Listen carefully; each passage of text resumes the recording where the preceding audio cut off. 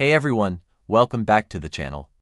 Today, we're diving into a really intense and important story about Belle Gibson, a wellness influencer whose journey raised some serious questions about trust, truth, and the darker side of social media. So, grab a seat and let's get into it. Belle Gibson burst onto the scene a few years ago, claiming she had cured her cancer through diet and holistic remedies. At first, it was inspiring. She seemed like this beacon of hope for many people struggling with illness. But, as we all know now, things took a wild turn. Her claims were eventually called into question, and the fallout was intense. So, who is Belle Gibson? She was just a regular person who turned into this wellness guru, right? She started sharing her journey on social media, posting about her supposed cancer battle and how she was healing through food. People were drawn to her story because, who wouldn't want a natural cure for cancer? But it turns out, there were a lot of holes in her story. Let's talk about those cancer claims. Belle said she had brain cancer and that she was doing all these incredible things to heal herself. She wrote a cookbook and launched an app promoting her diet. But, when investigators looked into it, they couldn't find any medical records to back up her claims. It was shocking, to say the least. I remember feeling this mix of disbelief and anger how could someone do this? Then, the truth started unraveling. In 2015, she did an interview on 60 Minutes, and it was cringeworthy. She was asked to provide proof of her diagnosis, and, it just felt like she was dodging the questions. It was so uncomfortable to watch. You could see the tension building, and I felt this pit in my stomach. It was clear that what she was saying didn't add up, and the realization hit hard that she had misled so many people. The consequences were brutal. Belle faced legal actions, fines, and a lot of public scrutiny.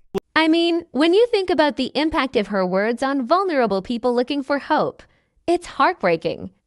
I had this overwhelming sense of rage and sadness, realizing that so many had put their faith in her, only to be let down. It's a tough pill to swallow. Now, fast forward to today. Belle has pretty much disappeared from the public eye. She's been living a reclusive life, and honestly, it's kind of eerie. I can't help but feel a bit of sympathy for her. Yes, what she did was wrong, but she also must be dealing with the consequences of her actions in a very personal way.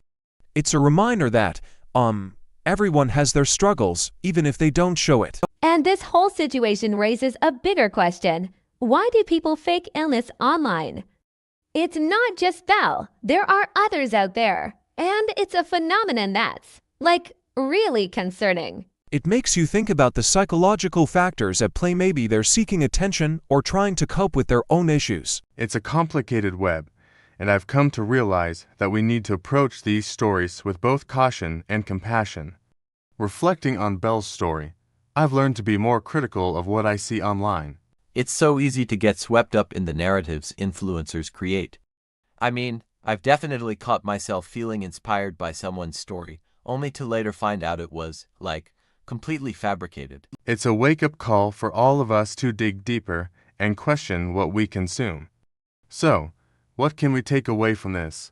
First, let's prioritize honesty and authenticity in our own lives. It's easy to get caught up in the highlight reels of social media, but being real is so much more powerful.